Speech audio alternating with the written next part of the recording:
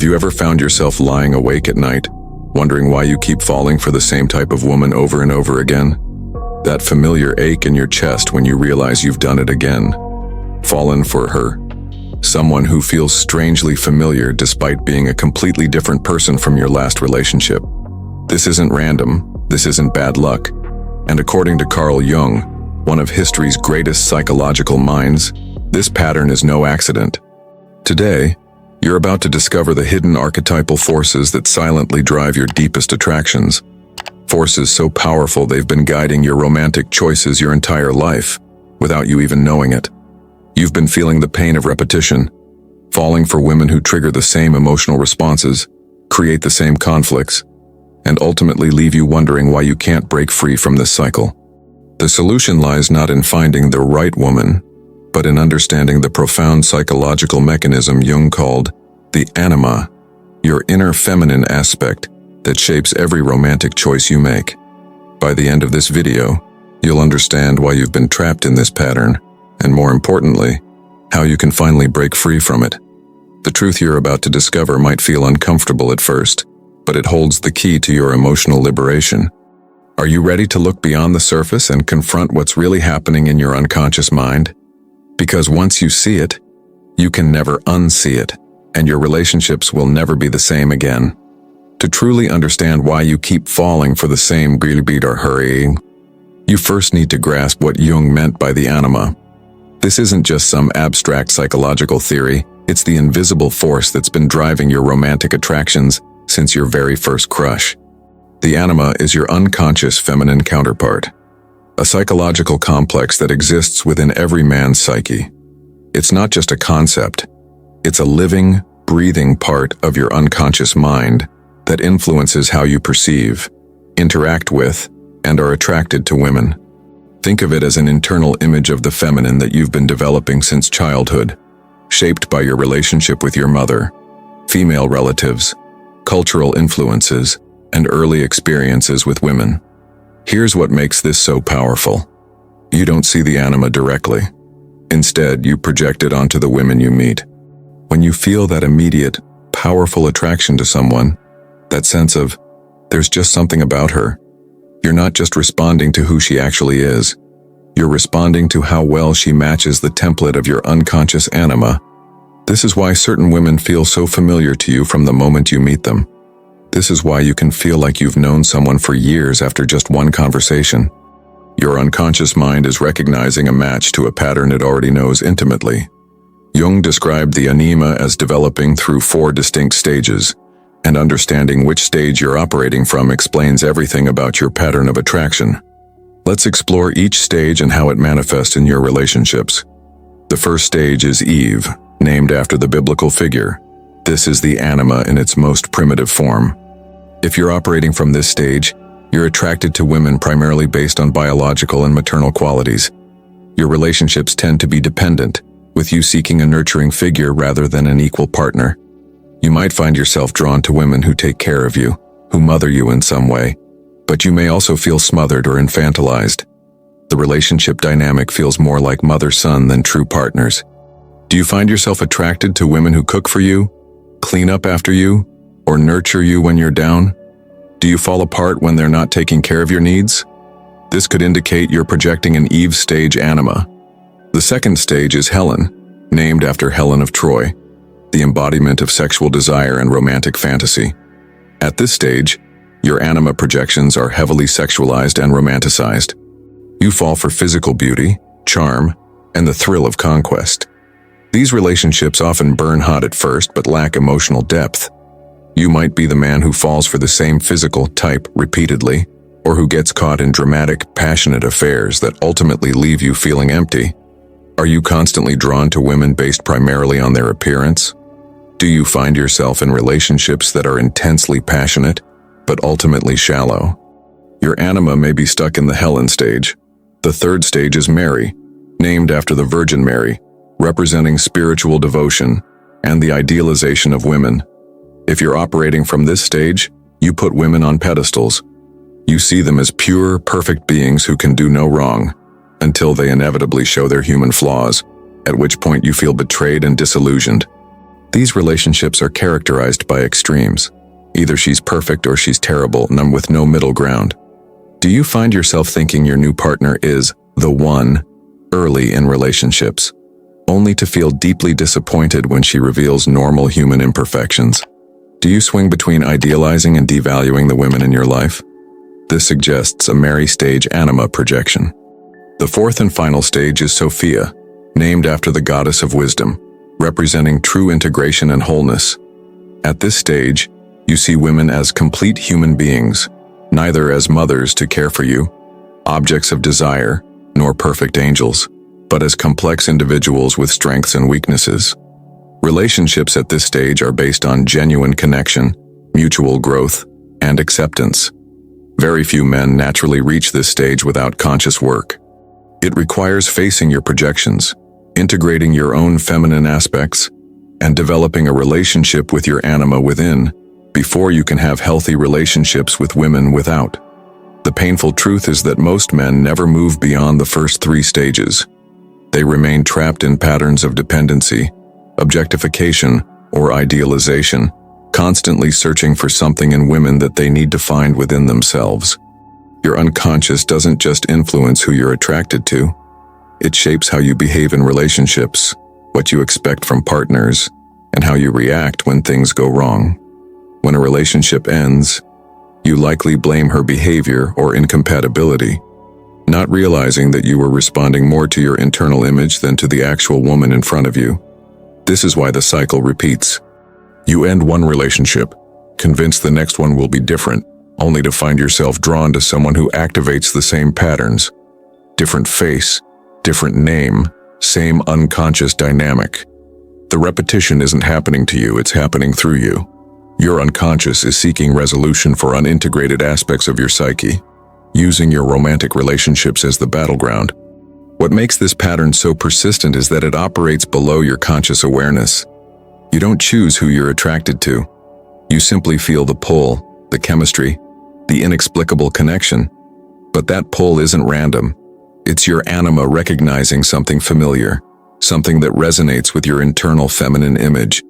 This recognition happens instantly, beyond rational thought. It's why you can meet someone and immediately feel drawn to them before you know anything substantial about them. Your unconscious recognizes a match to your anima projection faster than your conscious mind can process who this person actually is. Consider your past relationships. Can you see the pattern now? The women might have had different appearances, different backgrounds, different personalities on the surface, but emotionally, they activated the same responses in you. They touched the same wounds, triggered the same insecurities, played into the same unconscious expectations. And here's the crucial insight. The women themselves aren't causing this pattern. They're simply matching an internal template you already carry. This is why changing partners doesn't solve the problem, because you bring your anima projection to every new relationship. Now we arrive at the pivotal moment of truth, the revelation that changes everything. The moment when you finally see that it was never about her. It was always about you. Every woman who has ever captured your heart, broken it, confused you, or left you wanting more was responding to how you were projecting your anima onto her. She wasn't the cause of your attraction, your pain, or your patterns. She was the canvas upon which you projected your own unresolved feminine aspect. Think about your most significant relationship, the one that affected you most deeply. What if I told you that what attracted you most powerfully to her wasn't actually her at all, but a reflection of something within yourself that you haven't yet recognized or integrated? This is the profound truth Jung discovered. We don't fall in love with others. We fall in love with parts of ourselves we haven't yet acknowledged, projected onto others. When you felt that inexplicable connection, that sense that she completed you, you were recognizing aspects of your own soul reflected back at you. The qualities you admired in her, her sensitivity, her intuition, her emotional depth. These are qualities of your own anima that you haven't yet claimed as your own. Similarly, the traits that frustrated you most about her, her unpredictability, her emotional intensity, her seeming irrationality, these too are aspects of your own feminine side that you've rejected or repressed. This is why the pattern keeps repeating. Your unconscious is desperately trying to bring these split-off parts of yourself back into consciousness through your relationships. Each woman who triggers this pattern is another opportunity for you to recognize what you're projecting. The emotional breakthrough comes when you fully grasp that your search for her, the perfect woman who will finally make you feel whole, is actually a search for wholeness within yourself. You've been looking outward for what can only be found within. This explains the intense emotional charge of your relationships, why they feel so significant, so meaningful, so life-altering. It's because they're not just relationships with external people, they're relationships with disowned parts of your own psyche. When she leaves and you feel like a part of you is missing, you're right. But it's not because she took something from you. It's because you gave a part of yourself to her by projection, instead of integrating it within yourself. The cycle will continue, relationship after relationship, until you recognize that the woman you're seeking outside yourself is actually a symbol of the feminine energy you need to acknowledge and integrate within. This is the moment of choice, the fork in the road of your emotional life. You can continue seeking external completion through relationships, perpetually chasing a wholeness that no partner can ever provide. Or you can turn inward, face your anima directly, and begin the work of becoming whole within yourself. The pain you felt in relationships wasn't meaningless suffering. It was your psyche's way of pushing you toward greater consciousness. Each heartbreak was an invitation to look deeper, to question your patterns, to find the real source of your attractions and disappointments. Now that you see it, now that you understand what's really been happening, you can never go back to unconscious projection. The pattern has been revealed, and with that revelation comes the possibility of freedom. Understanding that your attraction patterns are driven by your unconscious anima projections isn't just an interesting psychological insight, it's the key to transforming your entire emotional life. Now that you see the pattern, you have a choice. You can continue allowing your unconscious to dictate your attractions, or you can begin the profound work of integrating your anima, bringing your inner feminine aspect into consciousness so you can relate to real women as they are, not as projections of your internal image. This integration doesn't happen overnight. It requires honest self-reflection, a willingness to face uncomfortable truths about yourself, and the courage to claim aspects of yourself that you may have been taught to reject. But with each step toward integration, your relationships will transform. Instead of falling for women who trigger your unconscious projections, you'll begin to choose partners based on genuine connection. Instead of repeating the same emotional patterns, you'll create new, healthier dynamics. Instead of seeking completion through others, you'll approach relationships from a place of wholeness within yourself. The next time you feel that powerful, immediate attraction to someone, pause. Ask yourself, what am I projecting onto her? What aspect of my own inner feminine am I seeing reflected back at me? This simple moment of consciousness can break patterns that have persisted for decades. Remember, Jung's insight wasn't that we should avoid projection, but that we should become conscious of it. Every attraction, every relationship is an opportunity to learn more about your own psyche, to see what you're projecting, and to reclaim those projections as parts of yourself. Your journey toward wholeness isn't about finding the right woman. It's about becoming the right man. A man who understands his own depths, who has integrated his feminine aspects, who can see women as they truly are, rather than as carriers of his projections. This is the path to real love, not the illusory, projection-based attractions you've experienced in the past, but genuine connection based on seeing and being seen in your fullness. How does this revelation change how you view your past relationships? Can you recognize now how your anima projections shape those connections? Share your insights in the comments below. Your experience might help others recognize their own patterns. If this exploration of the unconscious forces driving your attractions resonated with you, give this video a like. Subscribe to delve deeper into Jungian psychology and how it can transform your emotional life.